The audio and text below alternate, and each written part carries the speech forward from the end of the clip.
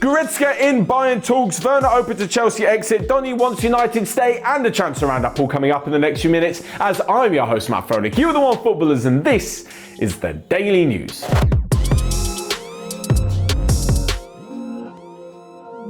So first up, and Leon Goretzka and Bayern Munich are still in talks over a new contract for the German midfielder. His deal runs out in 2022 and this has alerted quite a few clubs around Europe as to his availability. Now, the talks with Bayern at the moment, despite the fact the midfielder wants to stay and new coach Julian Nagelsmann wants him to stay as well, haven't exactly gone as smoothly as planned.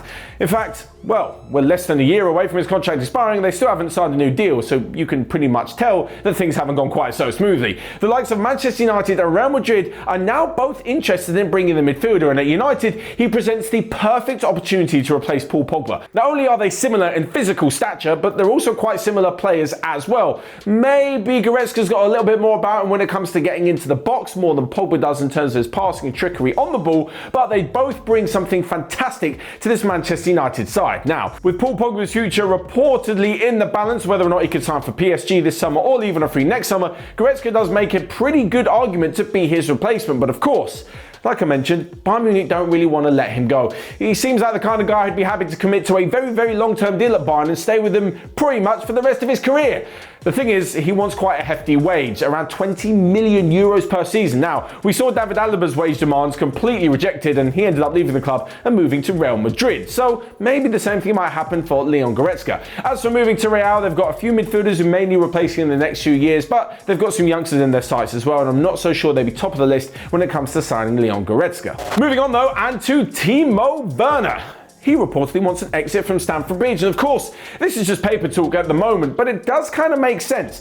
If Werner isn't really happy with a left winger role, and especially when you're going to have competition from the likes of Callum Hudson-Odoi, there's also Christian Pulisic, there's Hakim Ziyech, there's quite a few players who could play in that position, well, his central role may be under threat as well, because Chelsea have made it clear that this summer they want to sign a top quality, world-class, experienced striker who's able to find the back of the net on a regular basis. Timo Werner only scored 6 Premier League goals this season. Yes, he helped them to a top 4 finish and picked up a Champions League trophy along the way, but when it comes to being a top quality central striker, those figures just will not do. So if Chelsea managed to go out and buy, I don't know, whoever's linked with them, Haaland or Antoine Griezmann or anybody else, maybe even Harry Kane at a ridiculous push, then Timo Werner's not exactly going to be happy and he may want to move away from the club. Last summer, he made a real effort and so did Chelsea to bring him in. This was despite the fact that the likes of Bayern Munich and Liverpool suggested that Timo Werner wait one more year. Firstly, because they had a plan in mind for him, and secondly, because it would be a cheaper deal at around 35 million euros when his release clause kicked in. He, of course, jumped first at the chance to sign for Chelsea, and I'm not saying he's going to regret it because he won the Champions League and he's had a decent season. He just hasn't quite hit the level that many people expected of him, but who knows? Maybe this time next year, even in a few months, we could be talking about how well Werner started the season and how Chelsea never really needed to look for a top striker in the first place. Moving on from this though, and one player who does want to stay is Donny van de Beek. Fair to say, didn't have the greatest first season at Manchester United. He started 4 of Manchester United's 38 Premier League games. 4 Premier League games? That's insane. Anyway, the Dutch midfielder ended the season pulling out of the Netherlands squad for Euro 2020 as well, and things just weren't going his way. But resilient as ever, the 40 million euro signing is determined to stay in Ole Gunnar Solskjaer's squad because maybe there'll be a bit of a change of tactic and he could find his way into the starting 11. It's something that I mentioned last summer when he signed in one of our prediction videos that I didn't see how Donny van de Beek fitted in.